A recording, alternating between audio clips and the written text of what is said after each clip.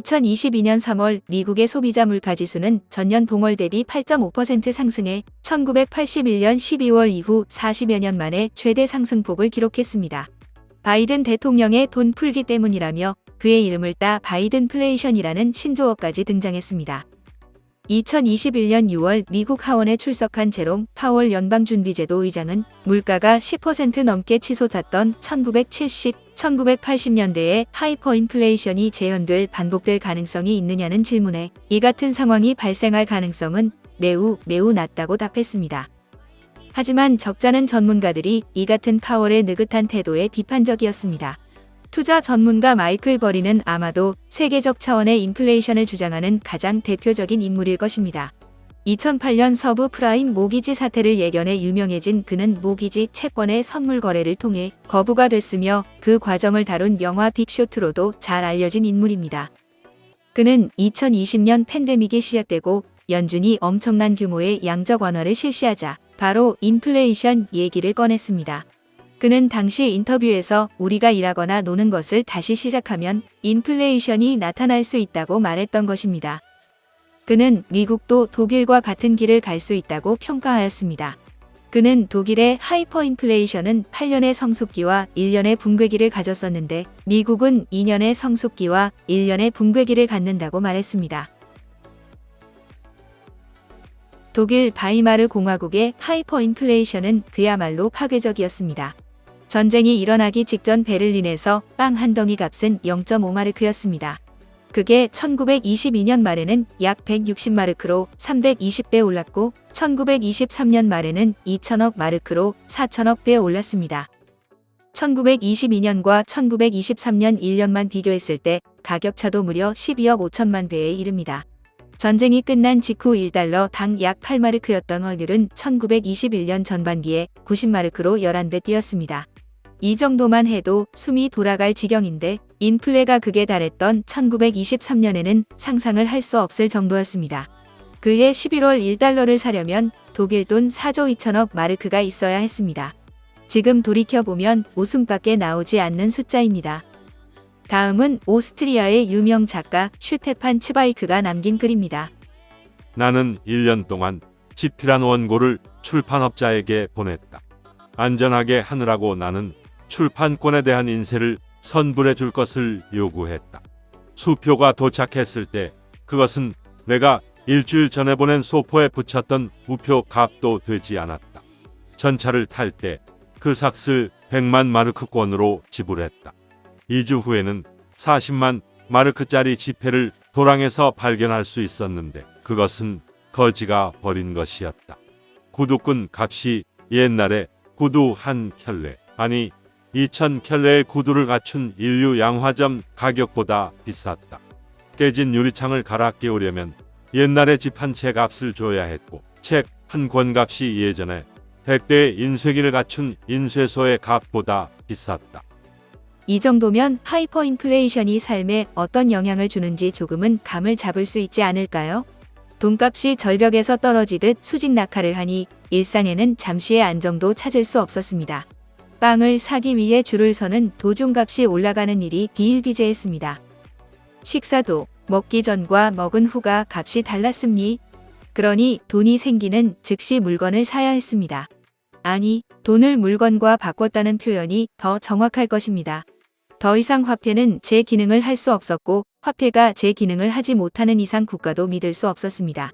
그런 상황에서 도덕과 윤리, 가치관이 무슨 필요가 있을까요? 오직 살자는 욕망만 가득했습니다. 마이클 버리의 진단처럼 미국은 하이퍼인플레이션을 경험할까요? 아니면 연방준비제도의 긴축 정책으로 인플레이션은 완화될까요? 여러분들의 생각을 댓글로 남겨주세요. 그럼 만화로 보는 맨큐의 경제학을 통하여 독일의 초인플레이션에 대해서 살펴보겠습니다.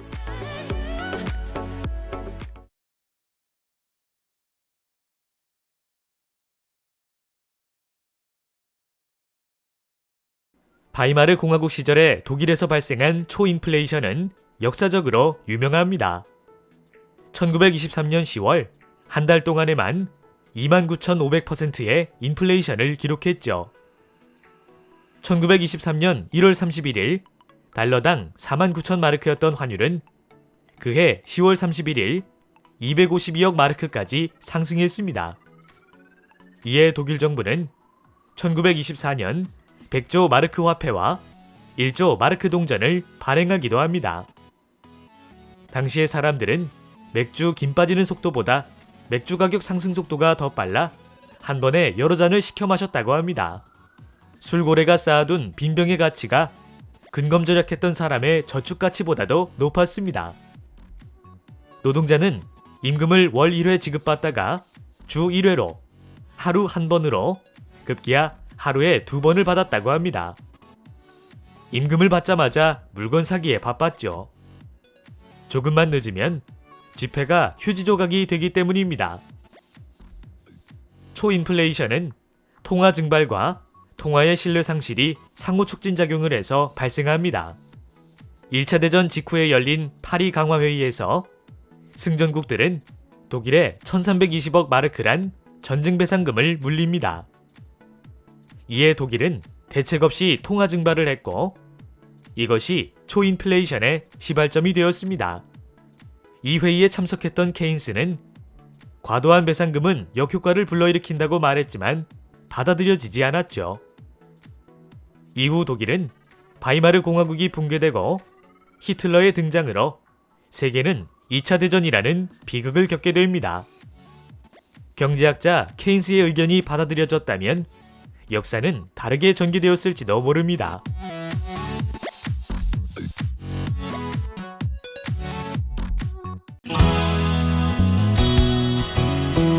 만화로 보는 맹크의 경제학 7권 세트. 1권 경제학의 10대 기본 원리. 2권 시장의 작동 원리. 3권 기업의 행동 원리. 4권 소득 분배의 기본 원리와 경제학의 새로운 분야. 5권 국민경제의 기본 원리. 6권 화폐와 환율의 작동 원리. 7권 경기 변동과 경제정책의 작동 원리. 만화로 보는 맹크의 경제학 6개 언어로 번역되어 세계로 수출. 한국을 넘어 세계인들이 경제학을 즐깁니다.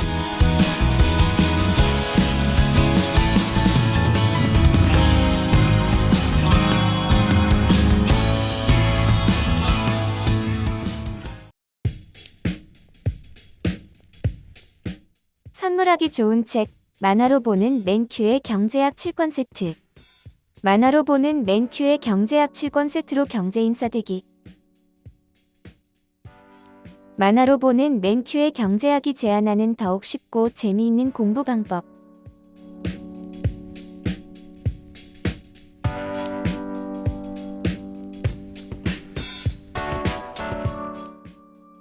경제를 알아야 미래를 준비할 수 있습니다. 선물하기 좋은 책 만화로 보는 맨큐의 경제학 7권 세트.